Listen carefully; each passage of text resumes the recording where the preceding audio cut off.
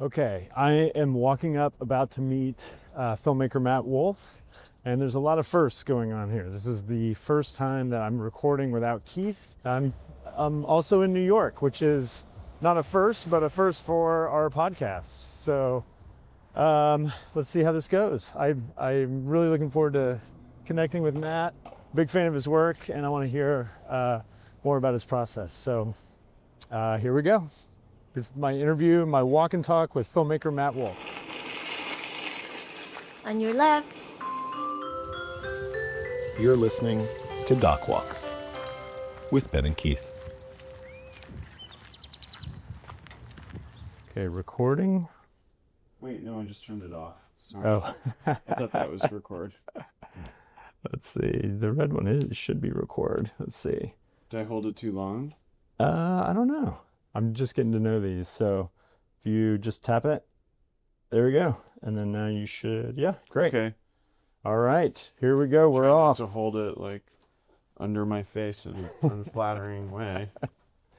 Well, I don't think that's possible. Oh, shush. I need to flip this camera around just to see, like, your building yeah. is beautiful. It's really wild, this courtyard. Yeah, Gorgeous. it's like a Melrose Place. Hey, Mark, how are you? Oh, God. Yeah, it's a Melrose Place. I mean, all my friends live here. That is really incredible. Yeah, I Did you dropped off equipment with actually another filmmaker, Sierra Pettingill, Okay. who was dating someone who lived here at the time. And I saw the courtyard because it doesn't look that exciting from the outside. I was like, what is this place? Yeah. And then I walked over here because we're in a weird neighborhood in Manhattan that people don't go to. Yeah, where are we? What is Just the like neighborhood? lower east side. Okay.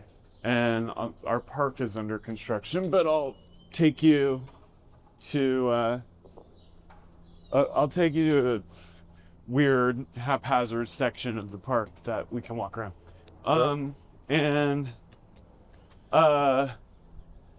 And I came back and I stalked the building for years. Oh, And you then did. So yeah, you were like, I'm gonna live in this building. well, I'm obsessed with the building. Yeah.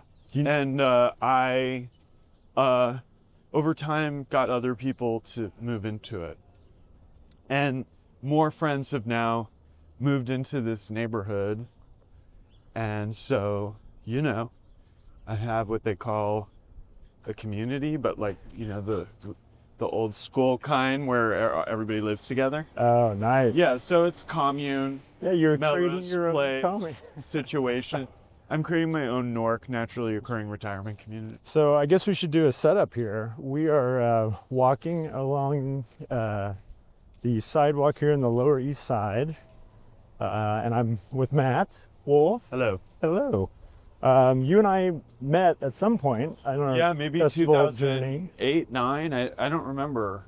When was it? did Wild Combination come out? That came out in 2008. So 2008. Okay. a long time ago. Yeah, Winnebago Man was 2009. Yeah, And then so we we did probably met at a film festival around that time. Yeah. And I've been a long time admirer of your work. When I reached out to you, I told you that Wild Combination is still one of those movies that sticks with me. Oh. And I think about how you used archival footage in that, where you were like animating over the top of it. Yeah. You know, the poster image is like so strong and kind of seared in my brain. Yeah. I had no idea who Arthur Russell was, Uh-huh. and he's now, like, his music is such a part of my music listening Yeah. vocabulary these days that I feel like that film was really inspirational and also like made a big impact on me, and so I've kind of followed your work ever since. Thanks. And so you have just made the Pee Wee Herman. I have. Yeah, it's coming out very soon. In the next 2 months. That's incredible. Yeah. And it's on HBO. It'll be on HBO. Yeah. And it premiered at Sundance, right? Yep. Great. Yeah. We were actually there recording Oh, I'm the forgetting podcast. that I'm leading the way. Yes, you are. I'm following you. I have no idea where we're going. We're going on my route because my park is under construction, so it's a weird route. Oh, so you do this walk a lot, huh? Yeah, I'm a big walker and talker. Great. Well, That's this what is we're doing. perfect for our podcast. Yeah. Yeah. How many films have you had premiere at Sundance? I don't know, between shorts and features, maybe 5. Cool. Yeah. So tell me how you got started. Like, where did you, how did you come to the idea that you could make documentary films for a living? Well, I have like a weird story with that, in that I was a gay teen activist in the media in the late 90s in Northern California, and there was a documentary made about me. And No way, really? Yeah. Where did you grow up? Like, where was it? I grew up in San Jose. Okay. And this is like Matthew Shepard, Ellen DeGeneres coming out time. Okay. And it was just being like a gay youth was a hot button issue at the time. And I got like a scholarship, and this short documentary was made about me, and I hated the experience. And then I got written up in the newspaper complaining about the documentary, and the woman wrote me saying, I loved this project and I'm really troubled that you had a negative experience. I was like, I'm a fucking teenager. Like, I'm just being angsty and complaining. Like, And so, how old were you? yeah, then I was probably 17 17. or 18. And how did they find you? Like, who reached out? Like, what was that process Well, like? I was in the media. I was doing a lot of media for gay youth activism. And I think I applied for a full scholarship from Parade magazine. And now we're walking over a We should loud, rickety bridge. explain where we are. This is very We're in a makeshift dynamic. pedestrian bridge to a commuter ferry that links up to the waterfront park near my house that is currently incomplete, but we're going to the part that is open that I like to walk around. Yeah, this is beautiful. And so this is the East River here, Yeah, right? it's the East River. Coming up on a very fast-moving tugboat. Yeah, Wow. I love watching the. Well, that's a ferry, but I love watching. Oh, I haven't been over here. I want to see their progress. That was this 70s kind of post-atomic amphitheater, and we hung out there every weekend, and everyone would just meet there. And they raised the park 6 to 8 feet for flood resiliency, and everybody protested, including me. But now, I'm just dying for this park to open. But that's the amphitheater area, and I haven't been on this bridge in a second. And they're like moving fast. Yeah, So they are. hopefully this summer, I've got my spot back. It looks like it's going to be pretty nice. I mean, I don't know what I'm talking about. The trees are not mature, so there'll be no shade. But beggars can't be choosers. Well, okay, so you had a documentary made about you, and did you feel like it didn't represent you accurately? I was forced to talk in these sound bites, and I think in general, I was feeling like a kind of poster child, and I was good at it, but I thought I'd be like a gay political activist, like a professional gay activist. But I got into independent film. I went to see Welcome to the Dollhouse at the Indie Theater. I worked at the Goth Coffee Shop, and the rest was history. And so I fantasized. Here, we can snake around this part. Is nice. Okay. I wanted to be a filmmaker. I wanted to move to New York since I was, 14. No, way younger, like 10. I wanted to be like, Todd Haynes or something. And I got a full scholarship and went to NYU Film School. And then I hated it. I hated NYU, but I met a lot of great people who I will go on to collaborate with. I found a mentor in the filmmaker Kelly Reichardt. Oh, wow. And, at the time, I was sort of anti-school, and I joined this video activist collective called Paper Tiger. Oh, yeah. Paper Tiger Television. I remember that, right. I did a bunch of projects with them, and I got into the experimental film world largely through this festival called the Mix Experimental Gay and Lesbian Film Festival, which has evolved into something else now. But And to stop you really quick, the Paper Tiger was a public access show. Yeah. Right? Yeah. Was it one show or was it a collective that made a bunch of shows? It was a collective that did a lot of public access stuff, but other stuff too. And I was involved in helping present films made by queer youth. Like, it was an extension of the activism I did in high school, but in a experimental activist documentary kind of space. So I was going to this mainstream film school, doing this stuff at Paper Tiger, kind of in community with a lot of visual artists and experimental filmmakers. And increasingly it was like, I don't want to make features. I don't want to be that kind of filmmaker. And I, left school with that feeling, but I had these amazing collaborators like Jody Lee Lipes and Lance Edmonds and Kyle Martin. And I wanted to make a film about Arthur Russell, and I thought it would be kind of this experimental video record in which it would be a multi-channel installation, and every channel would be like a different track featuring an aspect of his story. And I started to interview people.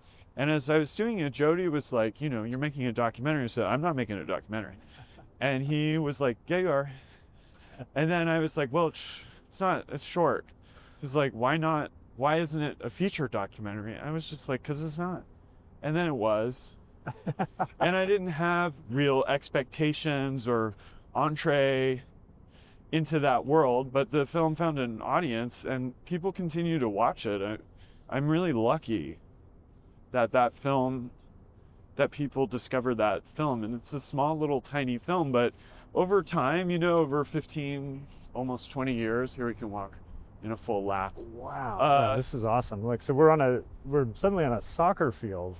Yeah. Here. So when we're doing Tai Chi, people have their dogs here. I'm struck by the fact that you came to this as a fan and not as somebody who was sort of enterprising or trying to like tell a specific story. Like, you weren't saying... I wasn't looking to... I was searching for what I'd make a film about, and I think there was a particular moment in which I said, this is what I care about, so why wouldn't I make a film about this? Right. I think without... very intuitive, not like... I had no aspirations to be a documentary filmmaker, but then in retrospect, it kind of brought together all the things that I was into or things I had been involved with and cared about since I was a teenager. So it made sense, but there wasn't a plan. Right. And so once you have success with your first film, what's the next step that you take from there? To try to make a second film was really hard. And you knew right away, like, I like this, I want to stay with making feature documentaries. I found my niche. Yeah, I found a niche in which I could be me. And that it became important to me to do stuff that had an audience. I don't think that's what I was thinking about when I made Wild Combination, but when I saw that there was an audience and context for me to show this work, I wanted to continue to participate in that. And I think that I saw a path, but also that by telling a story and doing something that was emotionally involved, that people connected in a more visceral way, and that I didn't come up being like, I'm a storyteller, I want to tell stories. That actually really was not my interest. But I think I realized, okay, when you tell a story and people get involved and they have feelings, it's a powerful thing. Right. And I think I just realized I had a knack for it and wanted to continue to do that. Well, so here we are 17 years after your first feature. Yeah, oh my God. And I know, isn't that wild to think about? Whenever somebody's like, when did you make Winnebago Man? And I do the math, I always get a little depressed. Because it feels like it was not very long ago. It's funny, I just had a retrospective at this film festival called Big Sky. And it didn't occur to me that it would be this trip, but I did Q&As for everything I ever made over the course of 2 days. And I was like, oh my God, like so much of my whole life has been consumed in stress about making these films. And I mark all time in my life about when films were being made. And I was like, is that a good thing? I don't, you know, it's kind of like the main thought I had is, wow, I remember being in crisis over that, and then being like, oh, okay, and then signing up to do it immediately again. Right, right. You know, like I associate a lot of it with stress, not joy. Because again, we were saying this off camera before we started walking, but you know, from where I sit, I look at you as somebody who's extremely successful, and having a retrospective is something that I hope to achieve at some point in my career. And the fact that you've already had that milestone seems I'm lucky. Really I've admirable. been, I don't know, I feel lucky, and try not to take my opportunity or visibility in any way for granted, but also I work in a modest way, with the exception of the Pee-wee thing, which is in a different realm for me. Like, it's small. So, you know, it's been sustainable, but I'm operating in a niche way. So talk to me, sort of like walk me through the process. Like, how do you find and become interested in a story that you think could make a good documentary? I'm always looking, and after a project, if I don't start a new one right away, which is sort of the dream, and I'm doing that right now, it's only happened to me twice, you know, I crash, and then I'm really like, what am I doing? And, you know, really hustle, looking for film ideas, and, you know, following the lead of any idea I come up with, and trying to get access and seeing if my interest sustains as I start interacting with real people who are connected to these ideas. And some of those ideas don't stick. I lose interest, and others I kind of feel ambivalent about, but still follow and then get involved. And I think I always had a fantasy that people would bring me stuff, which now they do regularly, but you kind of only really want to do stuff that's my idea. I still want to hear about the other ideas, because you never know, but I've never done one.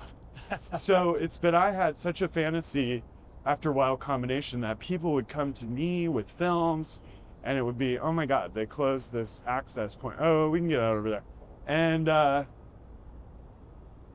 once that did happen, it wasn't, I think I'm more artist oriented. Like, I want to do my own thing on my own terms. Right.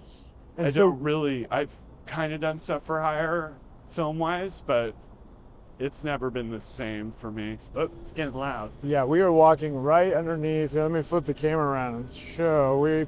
There's that bulldozer right here, and we are underneath area that's been under construction bridge for so long.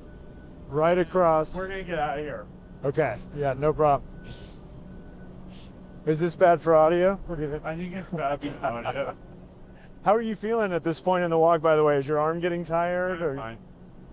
Okay, so we were starting to go into it about how you like to work in a very specific way, and I'm curious what that way is. Like, what is your process once you identify an idea and decide that it's worth making a film really about? Connecting with people, like developing relationships that are explicitly connected to an idea, learning from people, meeting other people, pre-interviewing people, looking for archive. Well, I wanted to ask you about that, because I noticed that a lot of your films are about subjects that have a deep wealth of archival material. Yeah. Is that something that's like a prerequisite for you, or is that something you're actively searching?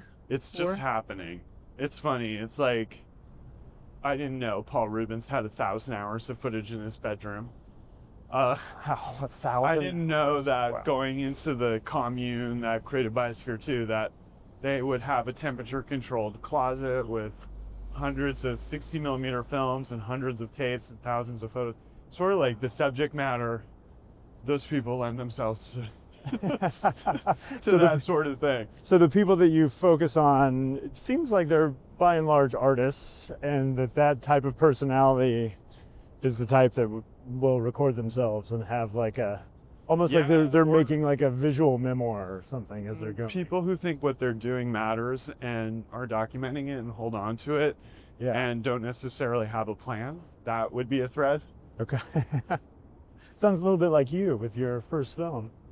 Yeah, it's a little more narcissistic, I think, this idea that you matter, but I agree that what they did mattered. And so, I mean, it takes resources to save all that stuff too, but Right. I think like it just so happens that everything I gravitate to has like some monumental archive associated with it. But I do look for those archives, but that reverse engineer thing has never really worked. Okay. But I do look and I ask around. And the real thing I hope happens the more films I make is that someone is like, I've got 500 hours of footage. What should I do with it? Like, that hasn't exactly, or maybe it's kind of happened, but not in a amazing way, which that would be the dream. Right. And so how do you develop, like when you're in an early stage of an idea, and you know, in our business you have to put together pitch decks, Yeah. you know, proof of concepts or sizzles, even though I hate that term. Yeah. How are you going about doing that? Do you Writing. raise a little bit of money to go do that, or do you put your own money into developing the materials? I've never put my own money into anything. Come on. No, I haven't. Really? Yeah, it's like a little bit of Wow. a rule. You've cracked the code. This is amazing. Yeah. I mean, I think I always was pretty savvy at being like, this is my job. I'm not making significant personal sacrifices beyond my labor in terms of making my labor and my ideas. And I was very poorly and unfairly compensated on certain things, but I signed up for that and agreed to it. But I've never gone into debt, or I don't have a reserve of significant money to spend on other projects. And even for development, I've always asked for money from other people. And, you know, I really see it as like step by step. And the first step is the relationships with people, and then the access.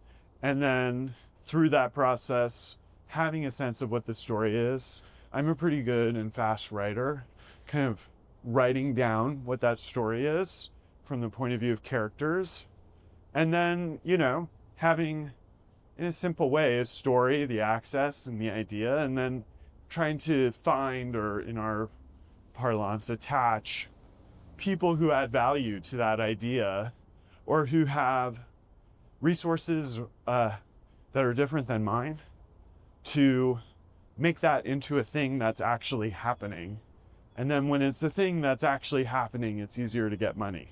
That's been my experience. So like piece by piece, making something turn from an idea into a set of relationships with unique access, and then a compelling story, and then adding partners so that something is snowballing and gaining momentum, and that people have the opportunity to get on that train, as opposed to asking for permission to make for things. That's always, I mean, not always, but that's my philosophy now, at least.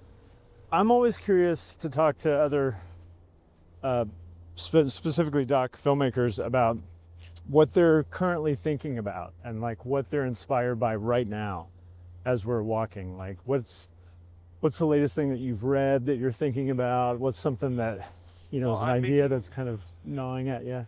I'm making a new film, so that's what I'm thinking about. I kind of go in and out of absorbing a high volume of material, or like deprivation, not. Although yesterday I saw a movie and went to a talk.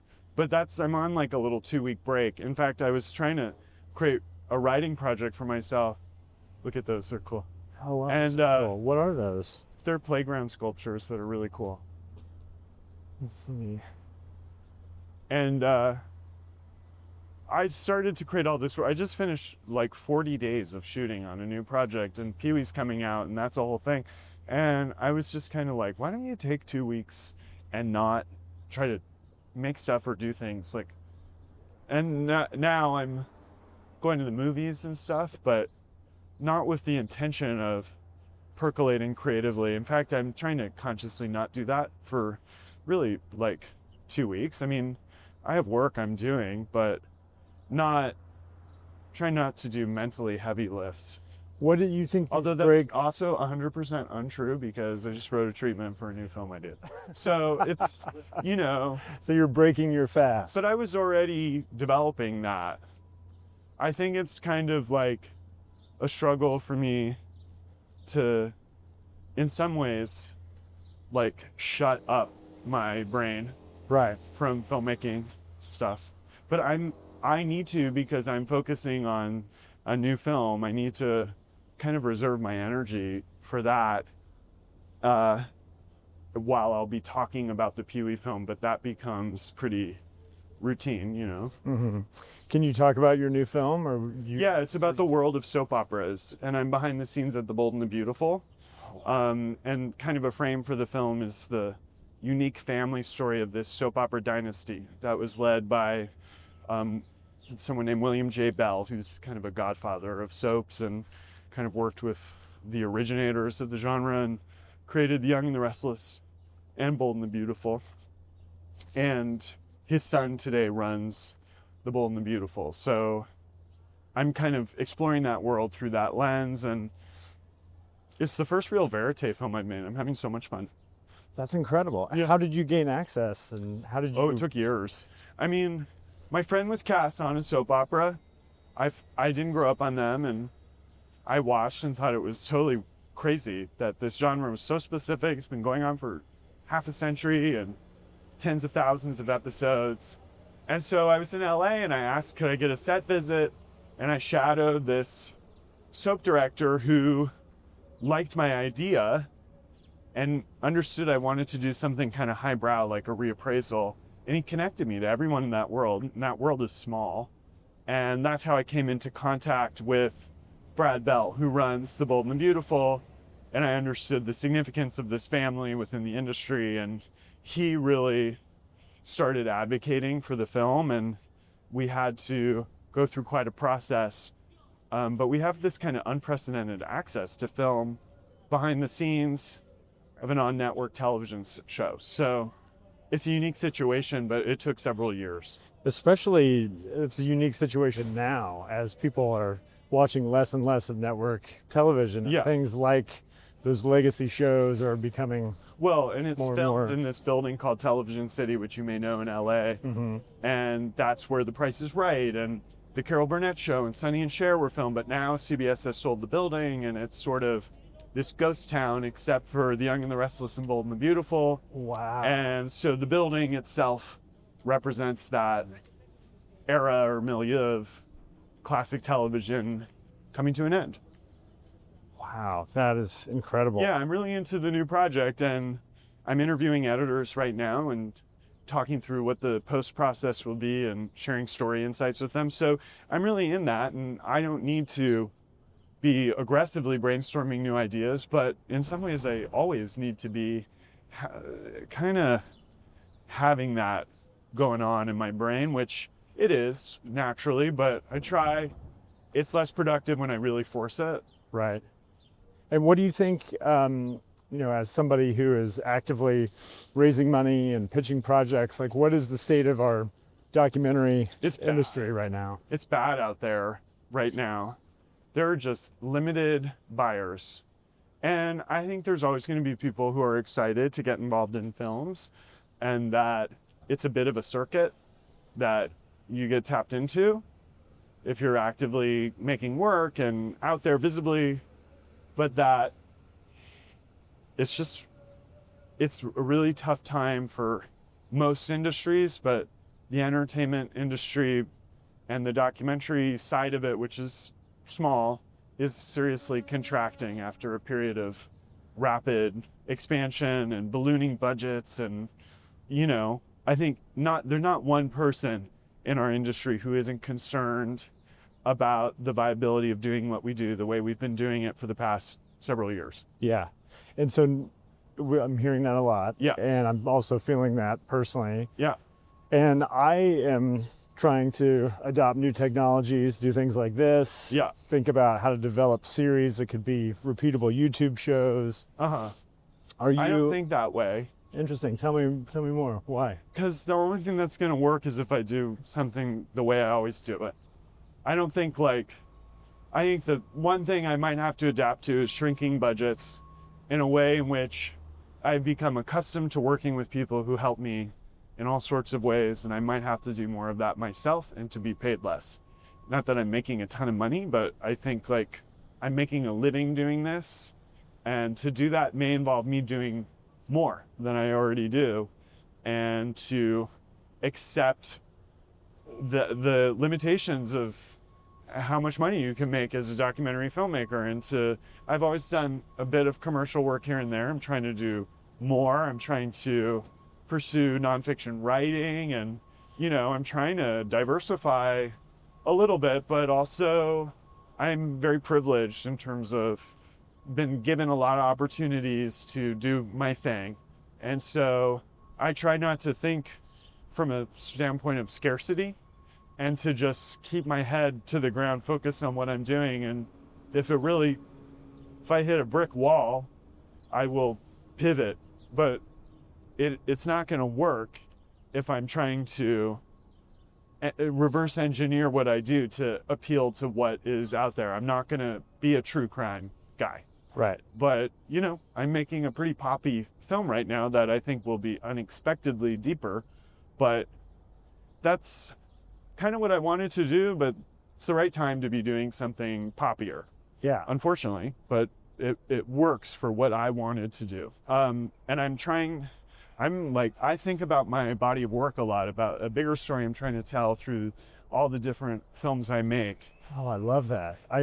Whenever I talk to students, I encourage them to think about that too. It's like, It's not the film you're making now, it's the next films you want to make afterwards, and thinking about it as a collective. So how do you view your body of work? Thematic, formal, like just choosing things that feel unexpected. I don't think people would have thought that I would be pursuing a film about soap operas, but it makes a lot of sense. And I think when the film is completed, it'll make a lot of sense. And I've passed on projects that I feel like are repetitive of things I've already done, not only because it's not necessarily going to be challenging or interesting to me, but also because I'm thinking about the collection of what I do and trying to do things that feel surprising to myself and to people who watch my films, and to keep learning new things. But if I'm doing it through my own instincts and attractions, like, you know, there becomes a kind of continuity through it that I've had enough experience now to see that just happens. That's kind of why I don't want to do other people's ideas. Hang on just a second. We are under a very loud bridge. What are we walking under here? This is the Williamsburg Bridge. Williamsburg Bridge.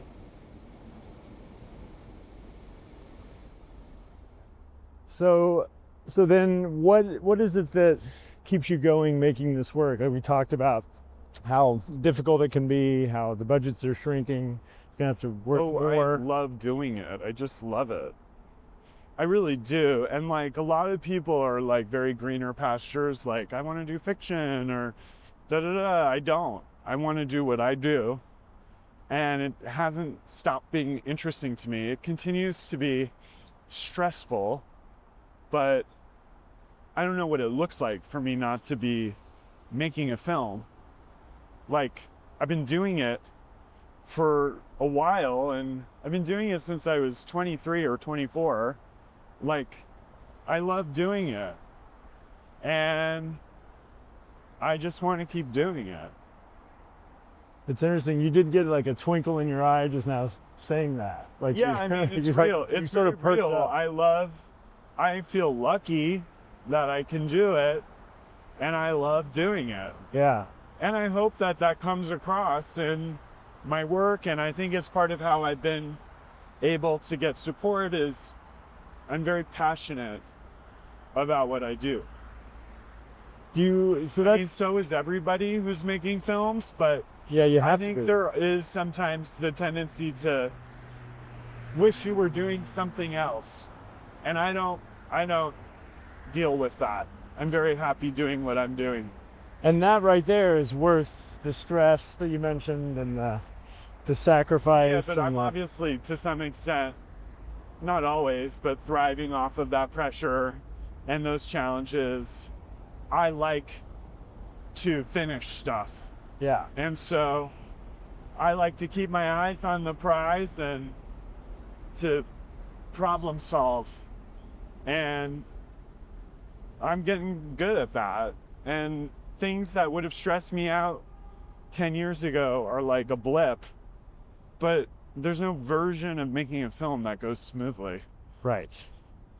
Yeah, my business partner likes to say it's called production because it's always a production. And also it's just too many moving parts and too many people involved for there not to be real hiccups. Right. Well, so we're coming up on your building here, and I'm curious to know what your advice to aspiring filmmakers or filmmakers who are just starting out, like what advice would you give them? I always say the same thing. I'll wait for the train. Oh yeah, thank you.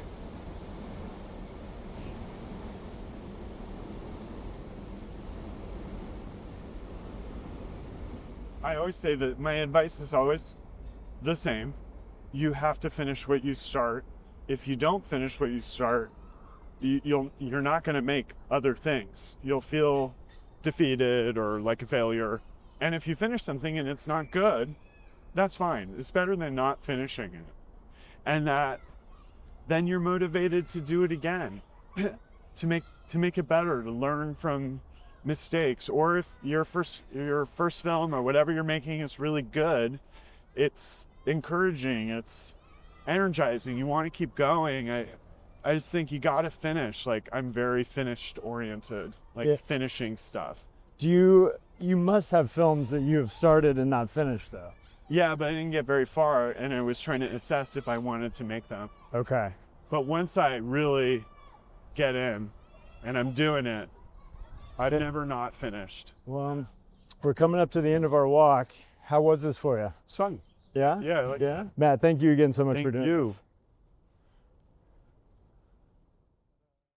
Okay, so that was Matt Wolf. Matt Wolf. I have to tell you, I was wildly jealous when you told me you were going to New York without me. You were going to walk with Matt Wolf without me. And now that I've gotten a chance to be in the audience for the first time, I'm even more jealous because I want to check in with Matt and get a sense of how he handles all that documentary intensity and how he makes such great work. You guys will get along. You're very similar. You have a similar belief in your way is the right way. Oh. That's the way to do it. And that sounds, I do not in any way mean that derogatory. That is a compliment to both of you guys. Hear that, Matt Wolf? That was a compliment.